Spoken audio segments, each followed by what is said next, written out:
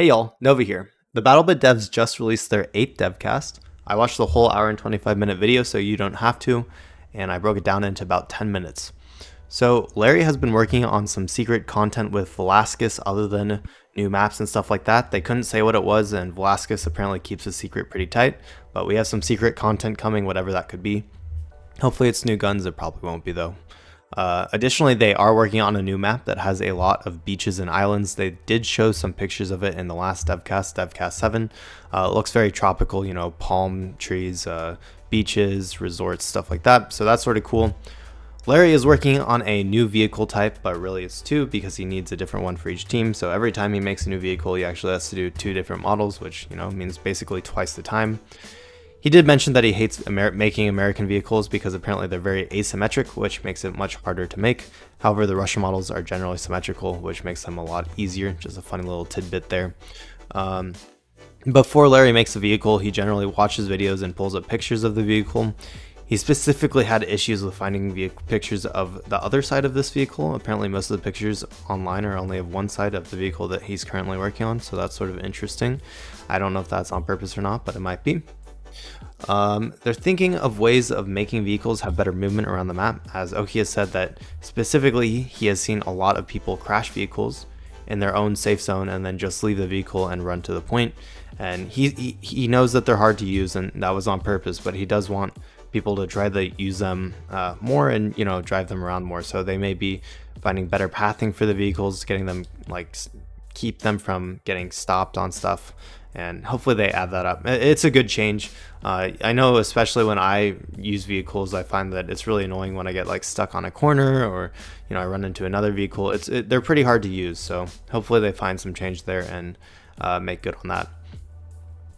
They're planning on adding a stinger to combat, the really good little bird pilots that are terrorizing conquest modes. These little bird pilots, you may have seen them, they're just absolutely insane. They've been grinding that little bird since launch, and they finally got the hang of it, and they have suddenly came out of the woodworks, and they're terrorizing servers left and right, and they're really good. I don't think the little bird needs too much of a nerf. I do think they just need to add some way of combating it, such as a stinger. Hopefully it's only on like 1 or 2 classes, so maybe some of the less played classes, but honestly they just need to buff other classes more. Medic's still the most popular class, and there's really not that much of an incentive to play the other classes right now. The bandages were a great change, making it so that you could heal on the other classes, but they need to do more. They're thinking about buffing XP for transporting people with vehicles so that there's less of an incentive to drive tanks and APCs to the edge of the map. They don't really want that to be the point of those vehicles, and they want those, you know, to be used for supporting the team when getting points, stuff like that. So they're thinking about buffing XP. They know that there will still be trolls and all that, but they're trying to find incentives for there to be less trolls. I think Oki especially doesn't like the snipers spawn on vehicles over and over at the edge of the map. He specifically mentioned that like 3 times. They said that in Battlefield 4, they made it so that people spawn on a vehicle, or when people spawn on a vehicle, they spawn mid-air with a parachute so that they're able to spawn even if a vehicle is in a bad position. I think they're flirting with different ideas on how they can do the transport XP, because currently, like, when a vehicle's out and you don't have squad mates in it, you can't spawn on it. They may change that in the future, I'm not sure. But they're flirting with different ideas with that, and they'll probably test some new things out in the coming days. Currently, the way spawning works is if an enemy is aiming at your teammate, then you can't spawn on them. Additionally, if they've taken damage in the last 6 seconds, you also can't spawn on them. So if you ever wondered how the spawning system works, where they're always in combat and you can't spawn on your teammates, that's why. Someone's aiming at your teammate or they've taken damage in the last 6 seconds. I'd assume that they haven't made it so that like the aiming, maybe the aiming can go through walls, because I've definitely seen a teammate like completely safe, but I don't know. They might have done that well. Who knows? They're also thinking about releasing a public test branch to test new ideas, game modes, gameplay, mechanics, etc. So I think that's a great idea. Public test servers are always a good thing, and community feedback is generally pretty good. So as everyone knows who have been watching my devcast videos or recaps, is Oki's been focusing on community servers forever now, and he thinks that they are finally going to be fully public next week, which is amazing. That's awesome. I hope that that goes as planned and that community servers do go fully public next week. he has added a fair number of things. There's now per player modifications, so you could disable air strafe, how much time before they respawn, friendly HUD, hit markers, bandages. They can adjust how much HP you get from bandages. You can disable bleeding, stuff like that, but it can be per player, so you could have different modifications for players. They got to be careful with this. Hopefully they, servers shouldn't be able to monetize stuff like this. Like you could buy like no bleeding or extra health. That'd be a bad way to go, I think. Currently, the way bleeding is triggered is, if you're curious about how bleeding works, you must receive a minimum of 10 damage, and your HP must be equal or less to 40 HP. So I've always wondered what triggered bleeding, and Oki actually told us today. He also said that you can adjust so that, like, if you want to make a hardcore community server, you can make it so that having any damage makes you bleed. That sounds awful, but I understand. But also in a hardcore server, you may die from like 1 or 2 hits. So that's how it is. You'll be able to disable hit markers from Milsim servers. I think he also said you could disable hit markers per player as well. So I don't know why you'd want to do that, but if you do, that's the thing. You'll be able to enable kill feeds on your community servers. They actually used to have a kill feed for the main game, but it was, in a 254 player game, it was too fast. It moved too fast. You didn't really gain any information from it, and it just filled up your HUD. Honestly, I wouldn't be against having them like add a kill feed back, but maybe have it only pop up with one person dying at a time, and just make it like a setting that you can turn on in your settings if you want to see kill feed. I don't think that'd be too bad, and I don't see how that could be too hard to implement either. He said that stamina will be something that community servers can implement. They were thinking about doing it for the main game, but they decided not to because they like the, it's a mix between an arcade and a hardcore game, but they don't want to implement stamina, and they'll be able to adjust. This will be able to be adjusted per player as well. Additionally, you'll be able to adjust what players are able to spawn on. Possibly you could only spawn on squad leaders, or you can make it so you could spawn on everyone, etc. That'll be like a server-wide thing. You'll also have the ability to add player collisions, so that's more of a Milsim hardcore thing, and this is a server setting, not per player.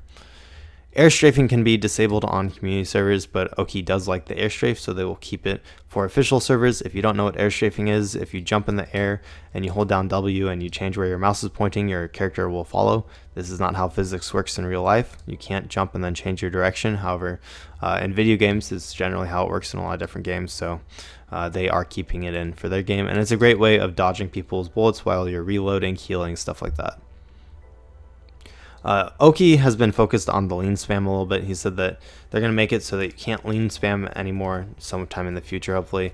And probably the way that they're planning on doing this is if you spam it over and over, they'll make it happen slower each time. He said that this may be pushed to, this is going to be put into community servers first, and then eventually they'll probably push it to official servers as well once Oki has tested it some more. Some people are working on a VIP game mode in the community servers, a very important person, so it's like protect the person. So that's a fun game mode. Additionally, they're thinking about adding a Juggernaut game mode where it's 1v everyone, and say that you can adjust how much damage people take, so you could like change the damage multiplier to like 0.1 or 0.01, so like 10 times less damage, 100 times less damage, and make someone really, really strong and just have the horde after them. So that sounds like an extremely fun game mode, both for the Juggernaut and for everyone trying to kill him. They will be opening more community server applications next week, which makes sense since they're releasing them for everyone theoretically, hopefully, and that's awesome. So hopefully we get a ton of community servers, and they're awesome, and we have good admins, stuff like that. I can't wait to see what people do with that. I don't think I have time to run my own community server, but I might look into it in the future when I have more time. Oki is happy with how much control admins have right now, and he's open to adding more in the future. And I'm sure he'll work on it. I really think they need to add more guns and add them at lower levels, just something to spice up the game. We haven't really had a content update in a little bit, other than small gadgets here and there. And I think people would be excited to have a new gun. Larry will be at Gamescom this weekend, and he'd love for the community to hit him up. He said he'll be there all 4 days, and that he will have extra time on Sunday. So if you really want to see him, maybe try to hit him up on Sunday. He also said that he may be setting up a community meeting, but as of the Devcast, I don't think they have anything set up yet. So go to Gamescom, hit him up if you're going, and have a good time there. And Velasquez has made a zombie skin for use within community servers, just because I think zombie game modes are pretty popular within those admins and stuff. However, they may add the zombie skin to official servers as well. If they ever, I mean, they have an infected game mode already, just like it's not any, there aren't any servers for it. I don't know if they've worked on like the mechanics for it at all either, but they're thinking about adding the zombie skin in the future. And Larry reiterated in this devcast about how if they're really popular community servers, the devs may help them out a bit with some content, or just help them out with their servers, stuff like that. They didn't actually give an update on Make-A-Wish this devcast, at least I don't think they did. I may have missed it, but Larry did talk about it last week. He said that they were pretty close to releasing that store and that it would be out for about a month. If you haven't heard about that, they're partnering with Make-A-Wish, with the Make-A-Wish Foundation, to donate to charities. So you could like donate, I think it was like $5, but I could be wrong, maybe it was 10, and you get a cowboy hat in game and it goes to a good cause. But I didn't hear an update, so I don't know how's that going. Maybe we'll hear about it next week. Other than that, I think that's about all for this week. So if you enjoyed this video, hit that like button, subscribe, and hit that notification bell if you want to catch my future devcasts. I'm really trying to get content out every day. So I'll be covering BattleBit, and then also some Dark and Darker, and maybe even some Escape from Tarkov, we'll see. But anyways, thanks for watching, y'all. I hope y'all have a wonderful day. Thanks to my channel members, Jed Hastrell and Professor Oak. I really appreciate it, y'all, and I hope everyone has a wonderful day. Good luck in your battles this week, and I'll see you next time.